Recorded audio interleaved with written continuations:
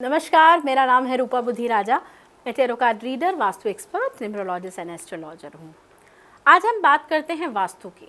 जैसे कि आप सब जानते हैं कि हम बहुत सारे उपाय भी करते हैं, लेकिन घर को भी ठीक रखते हैं, लेकिन वास्तु हमारे जीवन में बहुत इम्पोर्टेंस रखता है। वास्तु घर का ठीक हो तो हम कहते हैं ना कि हमारे जीवन में उन्नति, हमारे जीवन में प्रकाश, हमारा जीवन बैलेंस वास्तु की वजह से होता है। एक अच्छे घर में स्वस्थ दिमाग, स्वस्थ व्यक्ति ही रह सकता है। यदि आपके घर का वास्तु खराब है तो कहीं ना कहीं आपको प्रॉब्लम आ सकती है।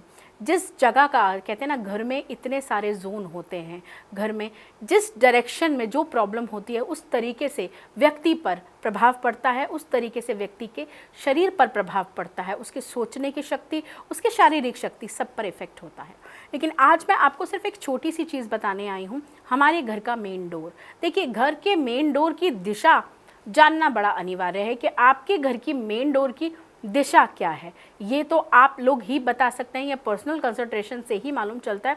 लेकिन मैं आपको ये बता सकती हूँ, यदि आपके घर की जो मेन डोर है साउथ डायरेक्शन में है तो आपको थोड़ा सा सावधान रहना पड़ेगा, क्योंकि साउथ डायरेक्शन हर किसी को सूट नहीं करती हैं।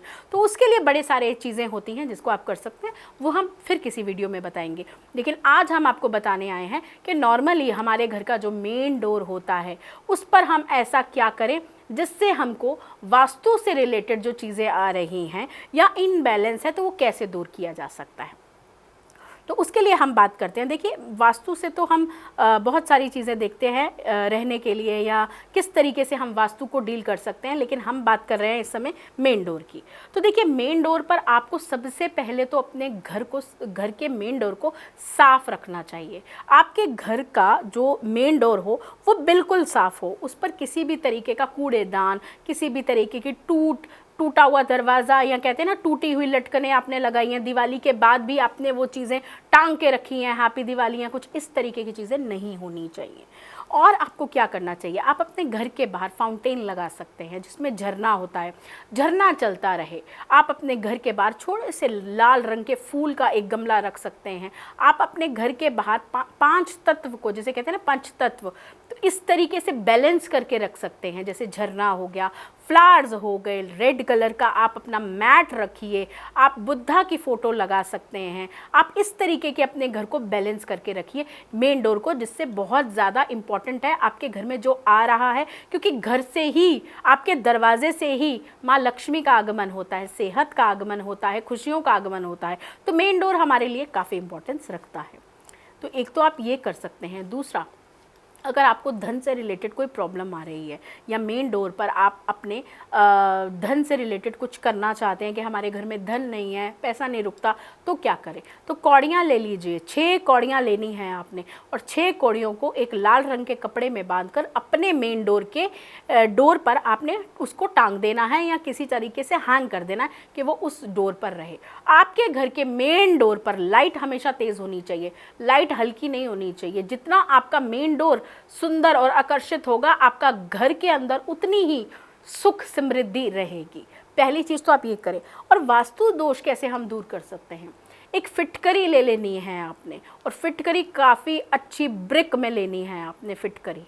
और वो ब्रिक समझ रहे हैं आप, बहुत अच्छा बड़ा वाला, जैसे उसका ढीला होता है, उस तरीके से आपने फिटकरी ले लेनी है और काले कपड़े में बांध देनी है। काले कपड़े में बांधने के बाद वो आप अपनी एंट्रेंस पे लगाएंगे।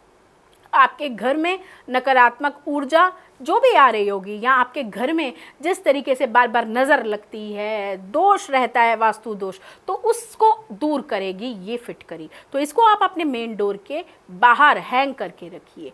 ये इसी तरीके की छोटी छोटी चीज़ें हैं जिनको करने से हम लाभ उठा सकते हैं। धन के लिए मैंने आपको बताया, आपको नज़र दोष के लिए बताया। अब मैं आपको बता रही हूँ, यदि आपको ऐसा फील होता है कि घर में मुझे प्रॉब्लम हो रही है, मेरे घर में बहुत सारी जैसे नकारात्मक ऊर्जाएं आ रही हैं, या मेरे घर का वास्तु का डोर सही नहीं है, जैसा मैंने बताया कि साउथ डायरेक्शन में अगर आपके घर का डोर आ रहा है, तो कई लोगों को तो सूट करता है जिनको प्रॉब्लम आ रही है, क्योंकि देखिए ये एक जोन चेक करने की विषय है।